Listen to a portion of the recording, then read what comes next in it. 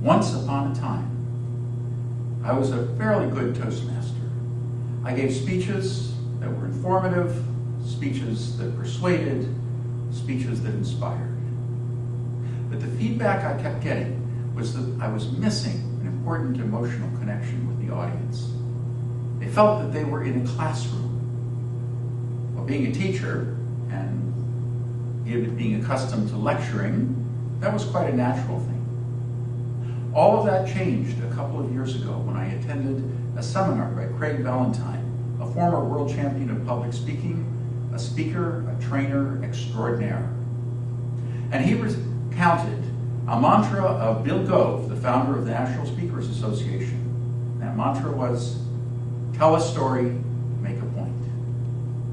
The reason that is so effective is that when we have a strong emotion, when coupled with a thought, they get bound together inextricably.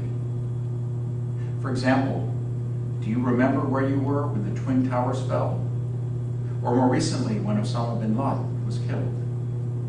The high emotional impact of those indelibly burns these events, what happened, what we were doing, into our brains. Telling a story in a speech is an impactful way of using that emotional connection to get your message across. So today, instead of talking about how to organize and write a speech, I'm going to talk about how I have used telling a story in my speeches that have hopefully added more impact to them. The first point in using a story is to use dialogue instead of narration. The second is to use body language and vivid descriptions of what is going on so that you can bring the audience into that scene. For example, in a speech that I currently give, I'm trying to convey how I sought help from a counselor. So I can say, well, I sought help from a counselor, but then what was going on during that counseling session? So I turned it into dialogue. I said to him, my life is out of control. My job stinks. My marriage is in the toilet. I don't know what to do. And he said to me, Arnie, you seem to be carrying around a lot of baggage from the past.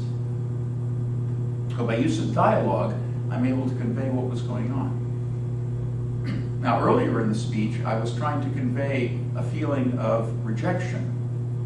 So I could say I felt rejected, but instead I had a scene in which, as a fourth grader, I wanted to play with some of the kids on the playground. And so I saw them in the distance. And I said, hey, can I play too?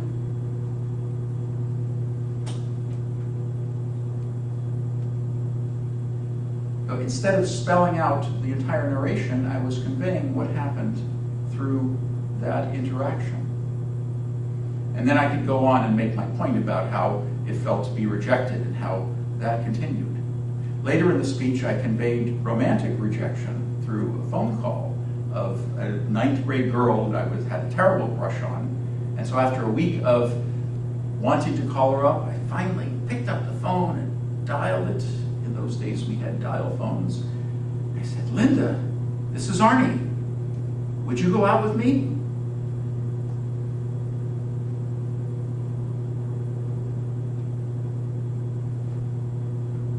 So in that, I also conveyed the feeling of rejection through my voice, through my facial expressions, and through my body language.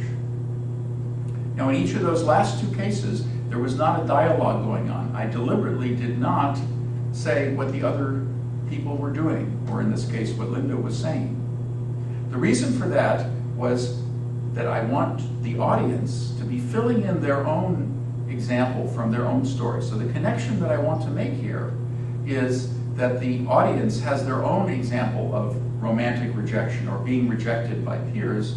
And so if I spell that out to them too much, then they'll come into mine, and I want them to emotionally connect to theirs. So I use that connection between the story that I tell about rejection with the audience's own experiences of rejection, And then they get what my message is, which is that rejection causes us to carry baggage around with us. Think back to the opening of this presentation. I began with once upon a time. How did you react?